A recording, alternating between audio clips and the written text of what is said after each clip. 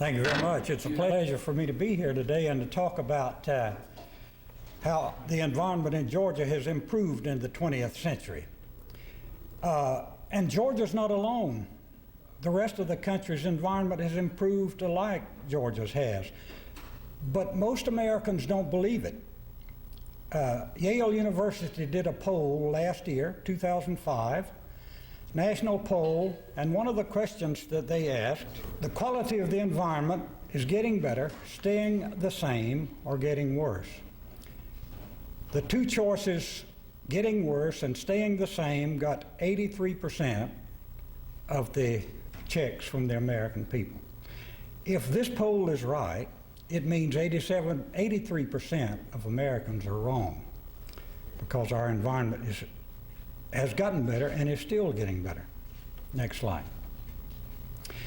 I want to start with air quality and say that the air early in the 20th century in Georgia was not nearly as clean as many people think. This is a photograph of part of the skyline of Augusta, Georgia in 1908, and you can tell from that photograph that the air in Augusta was not very clean in those days. It was also not very clean in many places around Georgia. Let me give you a quote from the first lady physician who came to Atlanta, Dr. Layla Denmark. She said about this when she came to Atlanta, quote, "When I moved to Atlanta in 1926, by 10 o'clock you had a mustache. They all burned soft coal. All the heat they had was soft coal. There was so much smoke that you'd inhale it and your upper lip would be black. And we used lots of ultraviolet light in our office on little children because they got no sunshine. It was so smogged in with smoke because everybody burned soft coal. All the factories burned soft coal. The trains puffed in a terrific amount. We burned leaves when I moved here. We'd pile them up and set them on fire. You couldn't see across the street. We talk about environmental contamination. You could smell sulfur all over the place. It was really bad." And Dr. Denmark continues, "And you'd see an autopsy at Grady Hospital, or any place you'd see the autopsy. If the person was a pretty good age, the lungs were striped. It looked like a zebra.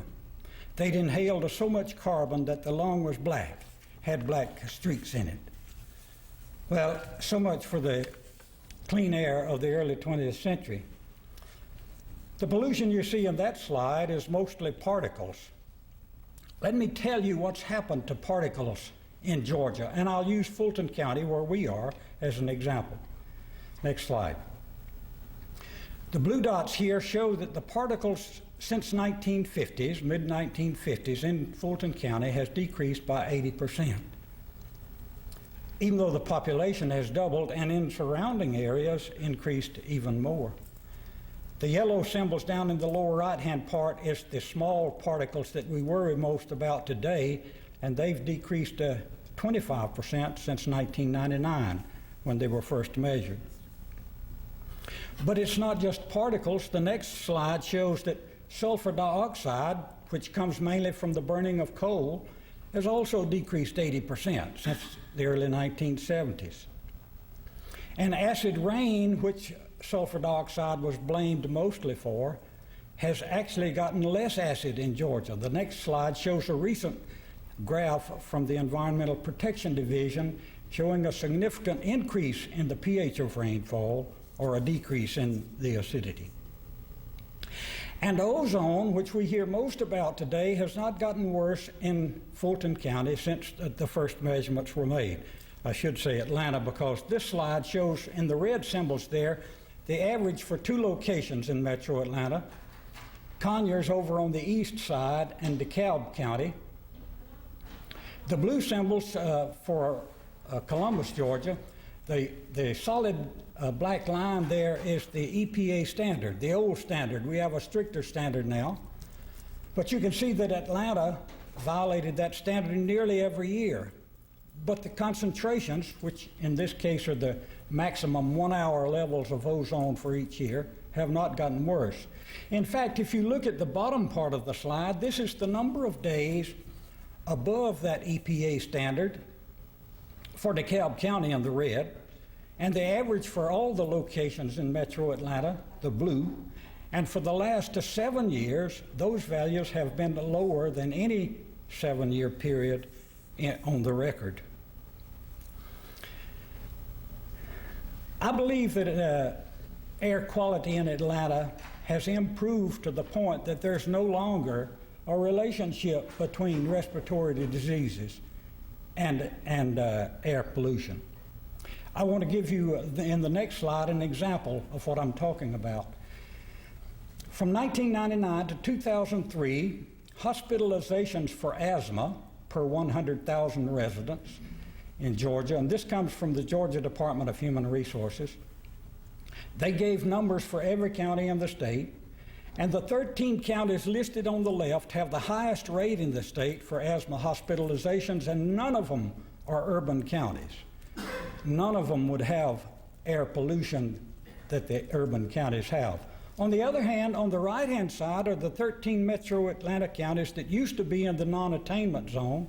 I think it's bigger than that now, actually, with the new standard.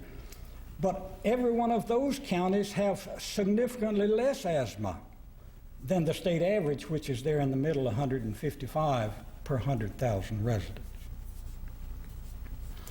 And our air is still improving. The next slide gives a fairly dramatic example from the Atlanta Journal-Constitution in 2004. Quote, a $400 million upgrade at Plant Bowen in Cartersville, that's northwest of here, completed last summer is equivalent to taking about 2.8 million cars off the road, end of quote. They're talking about the reduction in nitrogen oxides, which contributes to the formation of ozone. Well, 2.8 million cars is about the number we have in Metro Atlanta. So our air has definitely gotten cleaner and is still getting cleaner. I want to switch now to the worst environmental disaster Georgia suffered. It was the washing away of our hillsides, washing away of our topsoil. Most Georgians today don't know that our productivity of our land is less than it could have been if we prevented soil erosion. But we didn't prevent it, and it was a terrific problem, but partly because it lasted for 150 years. It's been estimated that in the region where we are here, the Piedmont of our state, that 7 inches of topsoil washed away on average. But in many areas, all of it washed away, exposing red subsoils. But I'm here today to tell you that that problem has been solved. Erosion in Georgia today, soil erosion, is a tiny fraction of what it was early in the 20th century. Here are 2 examples. Erosion rates on cultivated land in the 1920s and 30s was somewhere around 20 tons per acre per year on 8 to 9 million acres of cultivated land. By the end of the century, it's about 5 tons per acre per year on only 3 million acres. Well, the soil that washed off the hillsides washed into the streams and fouled them and filled mill ponds and lakes all across our state. And here are 2 examples from different parts of the century. Morgan Falls Dam was built on the Chattahoochee just above Atlanta here in 1905. The dam was 50 feet high, and in 30 years, it was completely filled with sediment, washed off the hillsides. That's a rate of about 3 to 4% per year sedimentation. West Point Lake was built south of Atlanta on the Chattahoochee in 1974, and between 1978 and 1998, between 2 surveys done by the Corps of Engineers on sedimentation, the rate of sedimentation was 0.02% per year, which means it would take around 5,000 years for that lake to completely fill with sediment.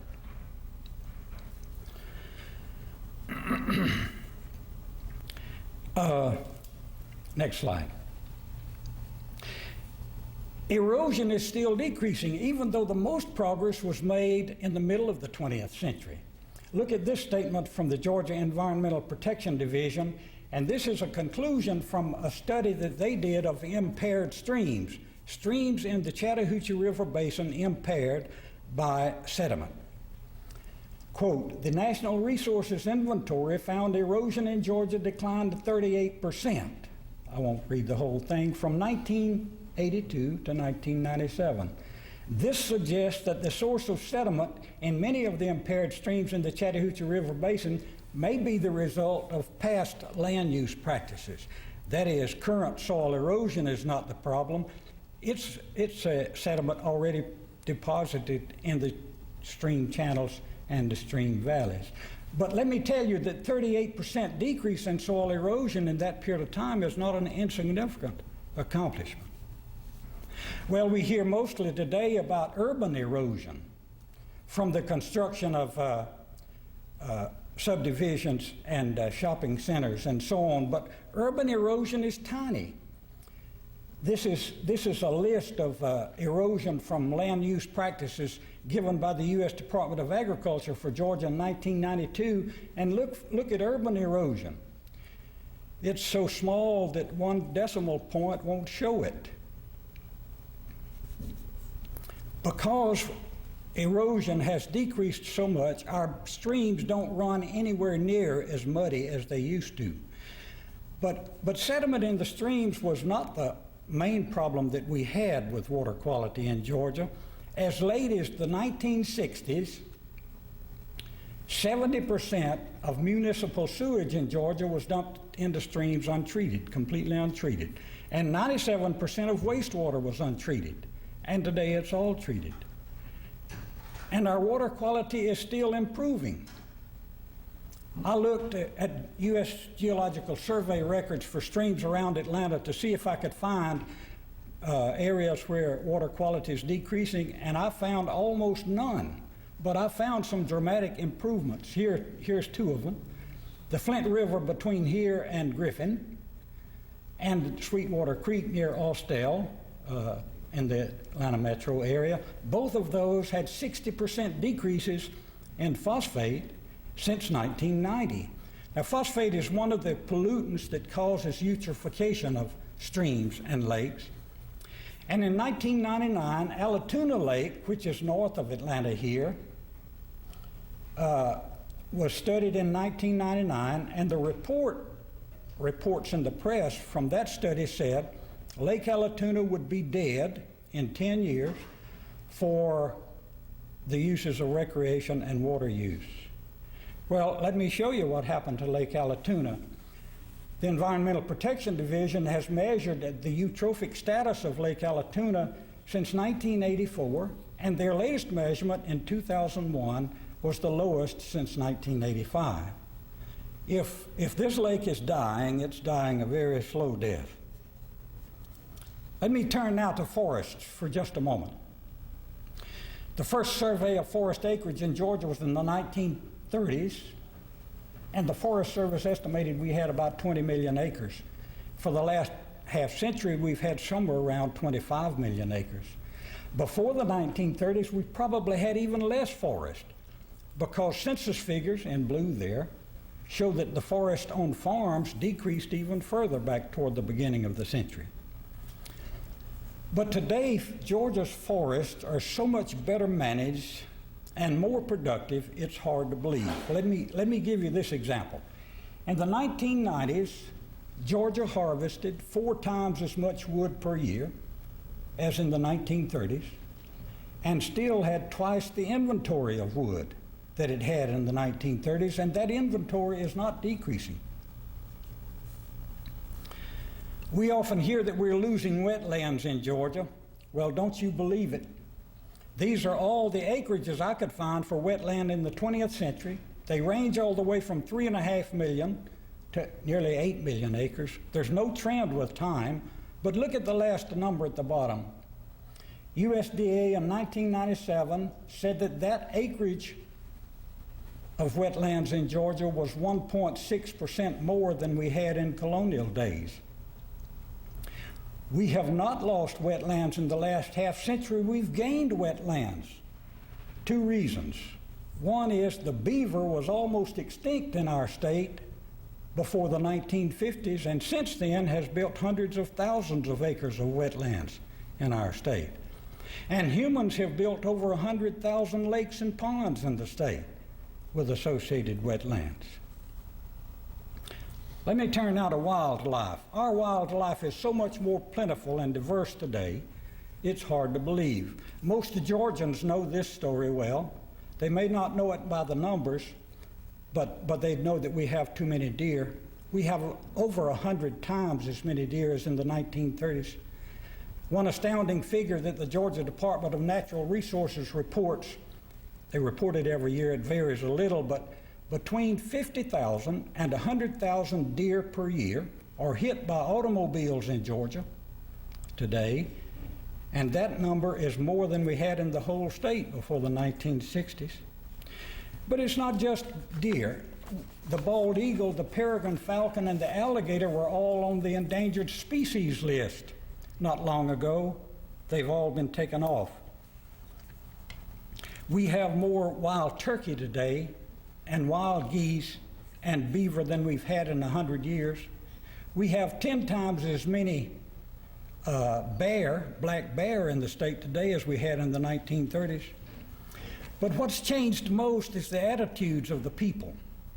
Let me read a quote to you from the 1920s from the Georgia Game and Fish Commission. Quote, "The hawk, eagle, owl, crow, sparrow, and meadowlark are considered to do more harm than good and may be shot at any time." End of quote. The Georgia Game and Fish Commission advocated the shooting of eagles in the 1920s. Well, Georgians have always appreciated songbirds, and they have a lot more to appreciate today than they did in the early part of the 20th century. You may know that the Audubon Society counts birds at Christmas time. They call it the Christmas bird count, and they have done it since 1900. Some places in Georgia, the counts go back fairly early in the century, and you can see from Macon here, the red symbols, that's in the middle of our state. Those people counting birds saw about 40 species back then in the 1920s and 30s, and by the end of the century, they were counting over 100 species at that location. The trend for Augusta is the same, and other places around our state. And lastly, I want to say a little about a subject that's popular nowadays. You hear, for example, you hear in the press, on TV, and the newspapers about global warming frequently. If you go to the Georgia Conservancy website, you'll find 5 presentations on global warming. Not a single one presents temperature trends for Georgia. But I collected temperature data from the U.S. Weather Bureau website from 1930s to the present for 20 locations in Georgia, averaged to those 20 locations, plotted them against time, and there's a 1.7 degree decrease in temperature, and it's a significant decrease. The temperature in Atlanta even has not gone up in that period of time, in spite of what we hear about heat island effects in this city. Well, I want to stop now by saying that I believe Georgia's environment's the best it has been in a century. And I think we ought to salute those Georgians who've worked hard to improve it. They are the real authors of the greening of Georgia, and they don't deserve the continuing insinuations that they have failed.